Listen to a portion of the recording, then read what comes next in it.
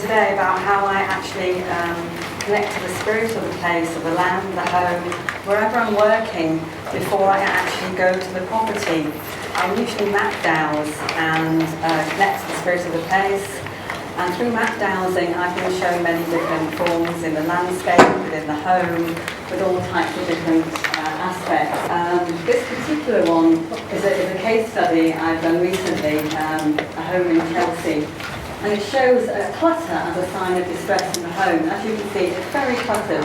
The bathroom area, it's also got the double effect with everything there, with the clutter. There's also clutter around the stairwell. Now this stairwell goes out to an outside area, to a patio, and it's also a stairwell between two bedrooms. The lady of the house herself actually lives in an apartment which is on two floors, and the bedrooms are below.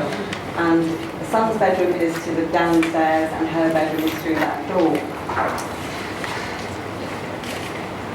Now, when you go out into the patio area, you'll see how trauma can be a sign, clutter can be a sign of trauma. Here, there's many signs of toys, pottery, all sorts of different signs out in the landscape.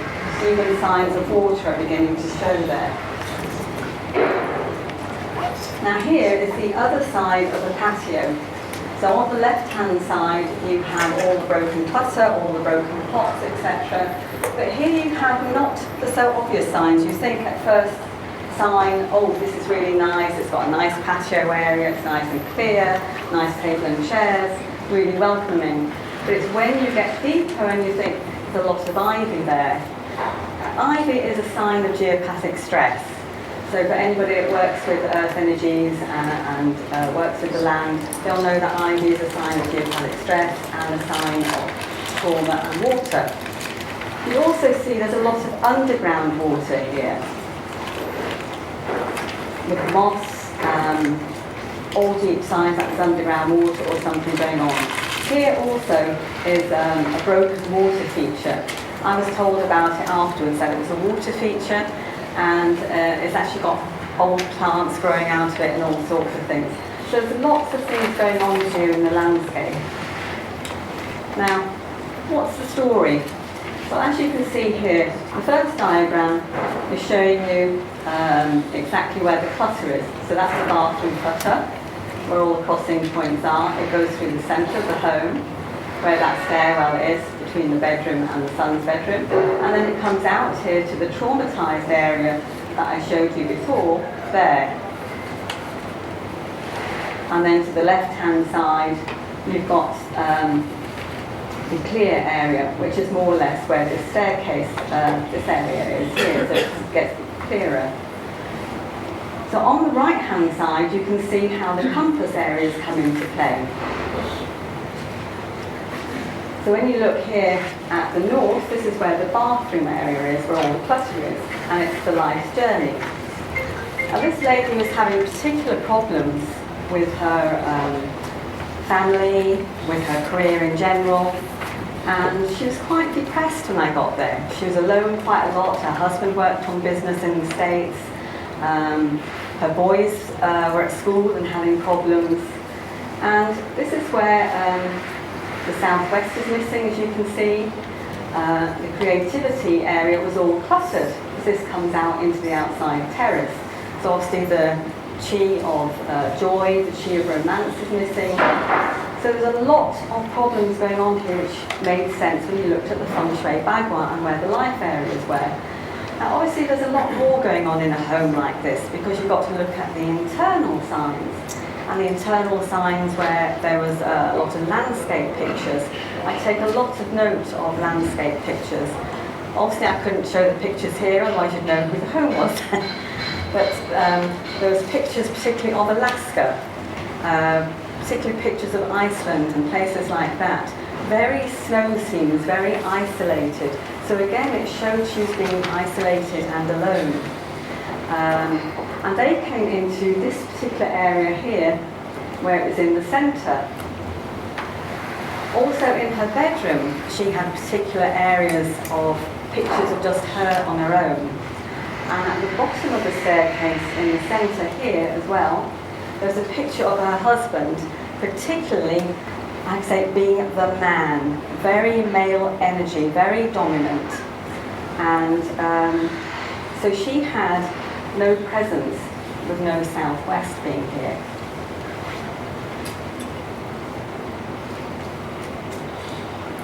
Now that was one case study. This is another one entirely different. It's about what surrounds us in our homes. Now, as you can see, this home here looks really nice. It's in a tree-lined road. It's a lovely apartment, and you think nothing wrong with it, until you see this church here. And they've got a green cable going all the way up the side here. And when you think about how a church is present in the landscape in any case, and how the chi energy of a church can affect your home, not only from the largeness of it, but also the chi energy of the church itself. So we have trees here helping the environment. So that's really good. That's at the front of the home where the road is, lots of tree energy. But again, when you look through the bedroom window, you can see the dominance of this church spire, and also that green cable is there, showing that there's a mast in that spire that will be affecting the chi energy within the home. So although this home isn't cluttered in any way, it was absolutely clutter-free, they were having problems actually renting the house out. And they'd have people come and go, come and go, come and go. And she was also asking about the chi energy to the entrance of the home. Now, when I'd mapped out the energy of the space and tuned in, I thought, there's a lot of traumatized areas here. Because I don't just ask for geopathic stress or harmful energy lines. I ask to be shown where the traumatic areas are. So here particularly, you can see where the church mast affects this area of the home, because it's directly opposite there. And that's where the bedroom area is in the living room. This area again has more church buildings and out in nature, but this is the back terrace. Now this particular back terrace, it had a lot of clutter on it. There's old leaves, the patio area itself was all broken. There was one single chair when I went out onto the balcony up here, which was just tatty old wood broken down. Now, when you come to this particular area, this entrance area, this is what drew me. As soon as I got through the front door, she opened the door and there was a mirror straight in front of me. Now you think, the chi bouncing in and out as soon as you go through the front door. There wasn't any chi bouncing in and out because the mirror was tainted. You couldn't see in it. You couldn't see anything in it at all. So there's no reflection. Again, this security alarm was the biggest bugbear. I didn't notice it until on my way out, and then I had to rethink and relook. And I had my EMF meter with me. And I thought the big problem was this, wrong way. Was this church mast. The problem was actually that security alarm down here. The security alarm was right at the front door, and this was causing all this negative chi energy around the bedrooms and around this front door area where nobody wanted to enter or buy the property or rent the property. So when you came in, my EMF meter went absolutely wild and went off the scale. So this was the main problem. So when we look in our homes, it's not just about looking at the nature, looking at the church mass. It's about looking at what else is in the home that can cause a negative feeling, a negative chi energy within the home. Because it is the chi at the end of the day, and we think we fill our lives full of Wi-Fi, electromagnetic fields, and all these wonderful gadgets that we have these days where we can open and close the curtains with our voice. We think, that's magic, that's lovely. But actually, it's very, very harmful to how we feel in our own homes, how the chi energy flows within our homes. So having gadgets is not always the best way. It's not the way forward. But here, we have got this nature. The trees are absolutely helping to bring about some balance here. But at the end of the day, what I thought was the problem was the church. It wasn't. It is an overbearing structure. But because the mast is acting like an umbrella, when you come into the vicinity of something like the church here being so close to the building, it's not that close, because what happens is the energy from the radio mast actually comes out like an umbrella. So when you imagine it comes out like an umbrella, this was actually falling in the umbrella. So it's the places outside of the umbrella that are affected and beyond. So the main problem, again, was this security alarm. So once we knew that, we could get it sorted out. But when it's within a building, can you do anything to sort it out? Because there was alarms out the building. So it's about how you deal with these things.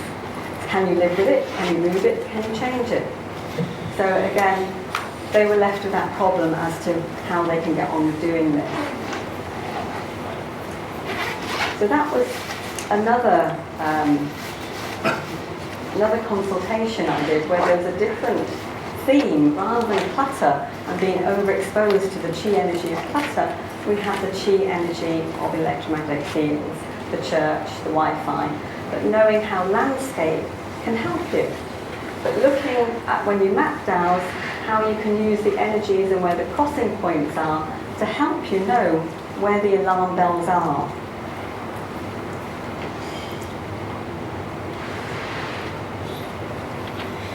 And this is another case study. I went to a property in Spain, and I thought, oh, this is lovely. Nice property, nice piece of land. It's a lovely villa, and as soon as you go up to it, you think, oh, lovely gated complex, lots of land, everything beautiful. But when you come and see this outside the front door, which is here, this front entrance here, I can see that there's water damage. Now my first instinct is, I think, is there underground water stream here, or could it possibly be an old well? Because it could be an old property. Because in Spain they have many underground water streams and lots of irrigation and lots of different types of wells. So on further investigation, I went to the back of the villa, and I could see there as well that there's signs of water damage, moss all around. To the side of the villa, there's more signs of water, moss, and green algae on the tiles. So again, lots and lots of signs are giving me alarm bells that maybe there's water all throughout the land here, and not just in one place. Now when I tuned into the energy of the place before going there, I was map dowsing the property. Now as you can see,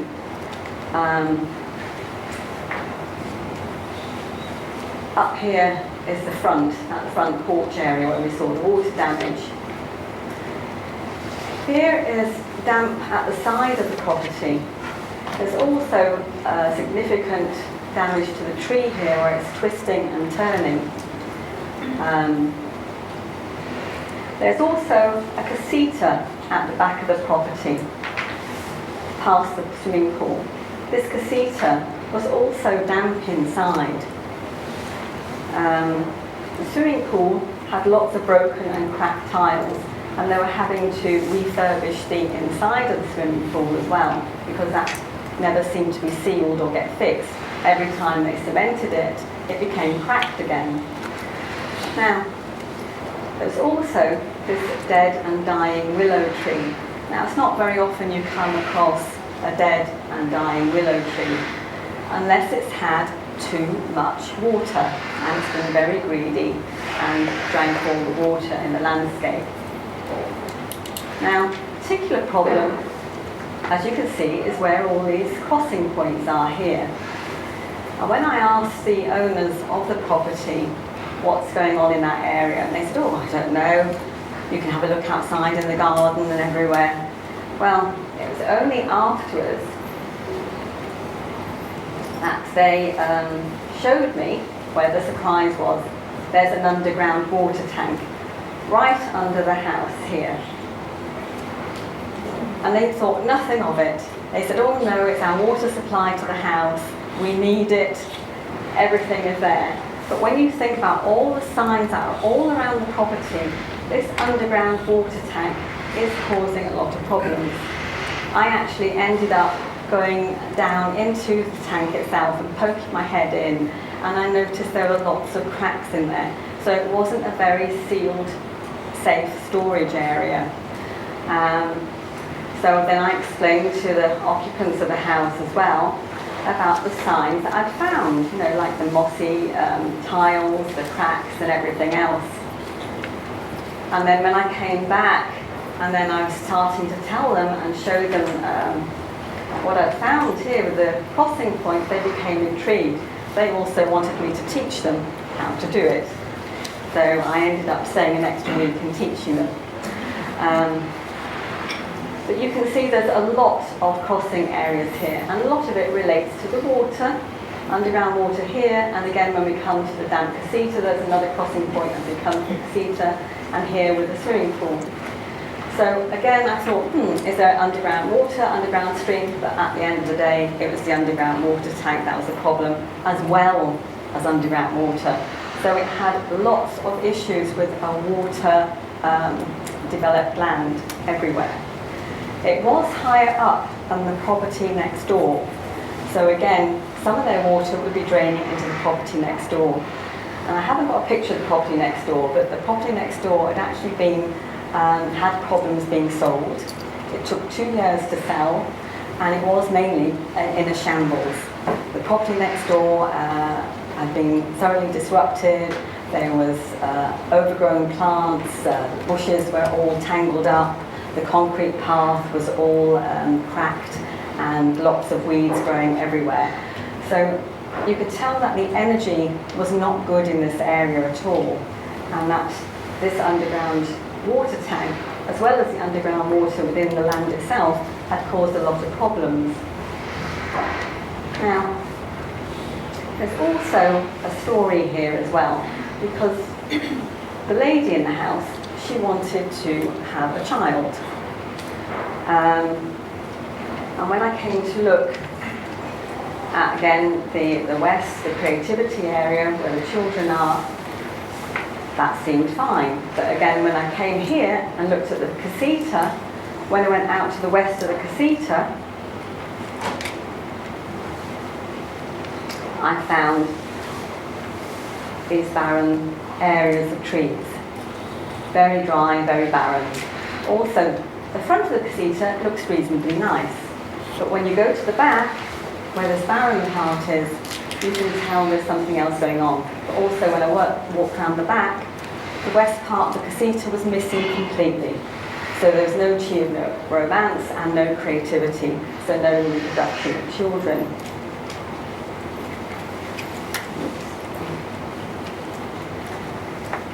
Also, they were having problems they wanted to rent out the casita. That's the main reason they bought the property in the first place. They wanted to run the place as a place for workshops and retreats and everything else. But when it came down to it, the people that had left didn't say that they could not rent the place out without government permission. They had to get it registered as a hotel. So again, where this water energy is affecting here, it's affecting their good fortune area. So it's actually drowning the good fortune instead of reproducing it. The other thing is, she also had health issues, and they were not getting the help with helpful people in their lives. They wanted many things fixed around the house, like electronic gates and gardeners. They would all leave within a day, or they wouldn't turn up at all. They would get many, many different quotes. So again, they had lots and lots of stuff going on here. As you can see, there's more water damage here. That was at the side of the property, and that's the tree again. And this is the willow tree.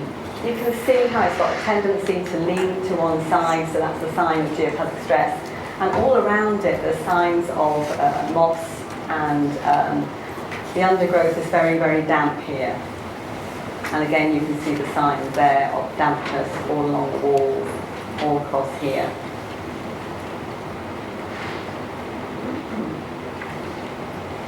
Now, the remedy, when I tuned into the spirit of the place and the energy of the place, one of the remedies was draining the water tank from under the house and moving it away from the home. Now, at the back of the house, behind the swimming pool area, there is an orange grove. And the orange grove was particularly barren. So, by moving symbolically the water tank to a barren, dry area, it could actually bring in the water to that area. Because like with a labyrinth, when you make a labyrinth, there's no water, but a labyrinth will draw water to it. So by talking to the spirit of place, by placing water in there physically, you can also draw water to the energy of the land. Now, we did a ceremony to connect to the spirit of the land with fire and water to harmonise the energy of the place. Now, with the ceremony, we started by banging the bounds of the land. So we drummed all around the outside of the land, made it known to the spirit of place that these were the new occupants. They wanted to work with the land and they wanted to be part of it and part of that place. So we all did a ceremony. It was like the power of three. There's nothing like the power of three. And we started, they initiated the water ceremony, and where the barren part was at the here, at this area here, we placed the water here, bringing in the water energy and the water spirit to bring fertility. We also then, I came in and did 3 earth acupuncture points, connecting to see where the meridians of the land were. And the 3 meridian points came up in particularly, it was at the back of the house here, in the orange grove we started with. The next point was just around here where the underground water tank was. And then the third one was just around where the dying willow tree is. Now when you look at those areas where I had to place the earth acupuncture points and looked at the meridians, they made sense in that we were connecting to the energy of the West, the creativity, but also connecting to the good fortune area and the health and family area. All the 3 areas that these particular people wanted assistance with in their lives. So it was only afterwards, after I'd actually did the earth acupuncture, did the meridian points, that I could see that it made sense with the compass areas of actually connecting to the meridian points that needed healing. So then when we go back to the remedies, we also did fire energy. So we did a small bonfire, and as you can see there, that's the, what's happened? That was a small bonfire that we made, and we did a chant to the spirit of the place, to the energy of the space, and after the fire had burnt out, it actually left the sign of the infinity, the figure 8. And I thought, completion. So that was a real good sign that, yes, it's completed. The turquoise rock showed up when we finished the water ceremony. Now, there was no signs of turquoise rocks anywhere else. It was just that one single rock that turned up. Again, it's a sign from the elementals, from the spirit of place, that we were working with the land in the correct manner. A rose was given to me outside the casita. Outside the casita, there was one single rose. Can't see it now. No, not this one. There was one single rose that just showed. There it is. Found it. One single rose showed itself to me, and that's where I was staying. I was staying in the casita, and that rose had not been there all week. And then all of a sudden, at the end of the week, after the ceremony, the rose showed itself. And I'm thinking that's so beautiful that nature is actually working with me and saying, yes, you've done okay, Vicky. Because at the end of the day, you don't know whether you are doing okay working with the land. It's hard to know. Are you hearing the voices? Are you seeing the right signs? But it is about taking notice. When you do take notice of how to work with the land, take notice of the signs that you get either from map dowsing or the signs within the home, within the clutter, or the electromagnetic fields. It's all different ways of communicating with the space that you live in. And if you take notice of the space that you live in, then the space will take notice of you. Because it is about how you flow with the energy of your space, how you can communicate with the energy of your space, and how it communicates with you. I mean, more recently now, I've had my home speak to me so much about not selling it. And it's done such naughty things, you would not believe it. But, you know, when the time is not right, your clock goes back, it stops, time's not right. Things will be shaken up all around the house. I get lost keys, so I can't let myself in or out. Everything will show itself in a way, but take notice of the signs. Even if you see a sign on a bus, take notice of it. It's the synchronicities at the end of the day. Every single sign that we have in our life, even coming here, you might think, oh, I've wasted my time, or it's been really great. But it's the signs that you take on board every single day that will make a difference to you in your life. So if we take more notice of nature and how it speaks to us and how our home speaks to us, then we'll have a better way of communicating with others, ourselves, and the space that we live in.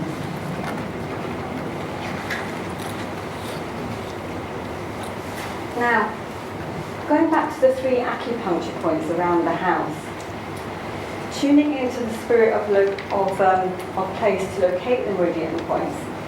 Now, this is very careful. Be very careful with this, because it's not about tuning into the earth energies itself. Like when I map dowsed, you will see that you have all these different energy lines. It's not about doing earth acupuncture on those lines, it's about finding the meridian spot.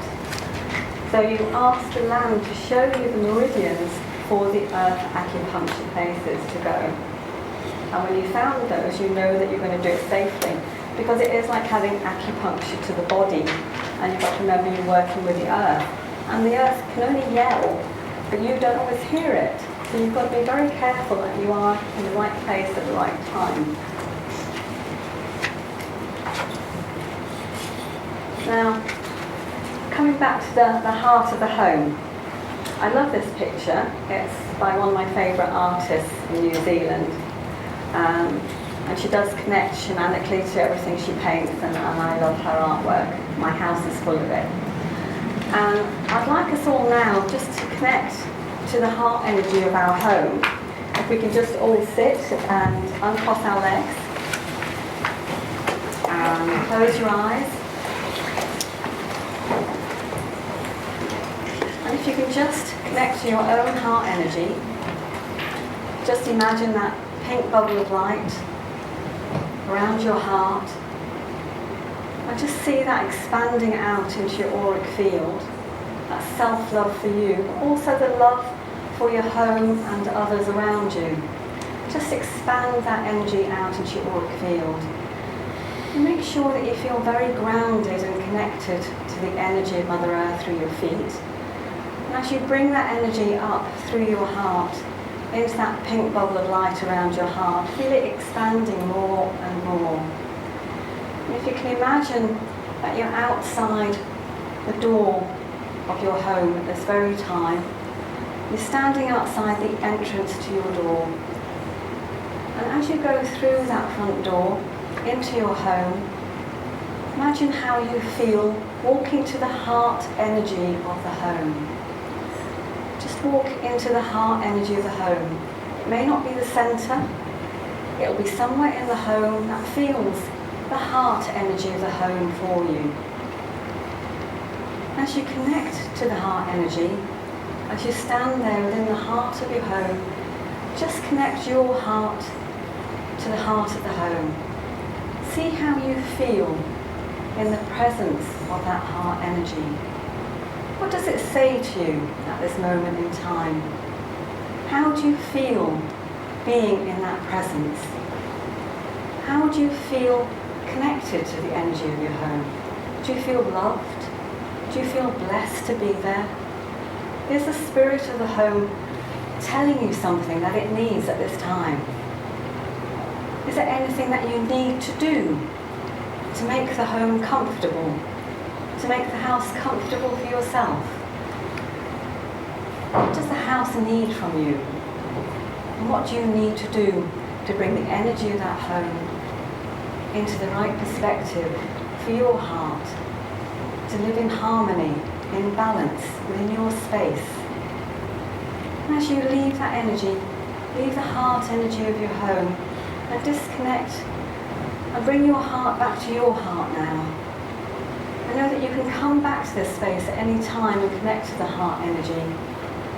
And as you disconnect your heart energy and walk back to the front door, knowing that you feel very connected to the spirit of place, the energy of your home. And as you walk back to the front door, you can open the door, go out through the door, and back into this room. Thank you very